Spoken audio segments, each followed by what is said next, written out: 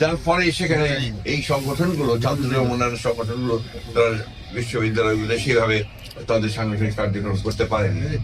আর আরেকটা বিষয় যেটা আমি খুব জোর দিয়ে বলতে চাই, যে বিশ্ববিদ্যালয়ের নির্বাচন, এটা আপনার জাতীয় নির্বাচনে কখনোই কোনোদিনই আপনার কোনো প্রভাব ফেলেনি।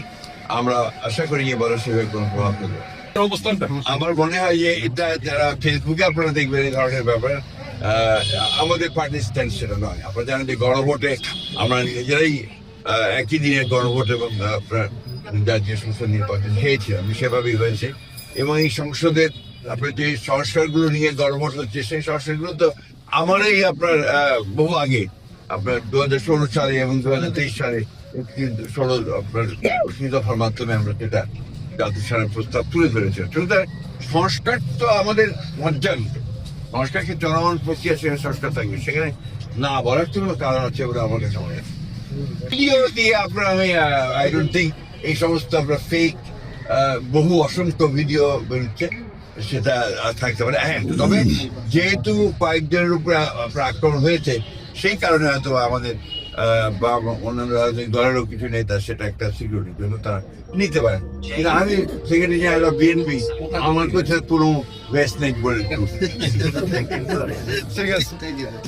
উনি যে এই সফরটা করছেন, কিছুটা বলা যেতে পারে তার এটা একটা ব্যক্তিগত সফরই বলা যাবে। কারণ উনি আসছেন নিজের দেশে, বগুড়াতে, তার গ্রামে, সেখান থেকে তিনি যাবেন। আপনারা জানেন যে রংপুরে তিনি জুলাই যে শহীদ আবু সাইদের আপনার কবর জিয়ারত করবেন। সেখান থেকে তিনি দিনাজপুরে যাবেন তার নানির কবর জিয়ারত করতে। সেখান থেকে তিনি আসবেন, আপনারা জানেন যে ঠাকুরগাঁতে আমাদের এখানে একজন শহীদ আছেন, তার মধ্যে একজন শহীদের কবর তিনি জিয়ারত করবেন। এবং পরে দেশের বেগম খালেদা জিয়ার ইন্তেকালে তার আপনার অর্থাৎ একটি আপনার গণ একটা দোয়া মাহফিল হবে, সেই দোয়া মাহফিলে অংশগ্রহণ করবেন এবং সেখান থেকে তিনি পঞ্চগড় যাবেন। পঞ্চগড় থেকে তিনি আবার দ্বিতীয় পুজো, এটাকে বলা যেতে পারে তার একটা ব্যক্তিগত শুভেচ্ছা সফর।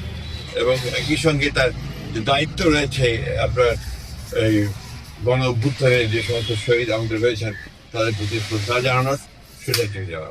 নিঃসন্দেহে আপনারা দেখেছেন যে উনি যখন আসেন, সেই সবাই আপনার ঢাকাতে নেতা কর্মীরা, সাধারণ মানুষেরা, তারা আপনার লক্ষ লক্ষ মানুষ জমায়েত হয়েছিল তাকে সম্বর্ধনা জানাতে। এখন এই যখন গ্রামাঞ্চলে আসছেন, জেলাগুলোতে আসছেন, স্বাভাবিকভাবেই জেলার নতুন নেতা কর্মীরা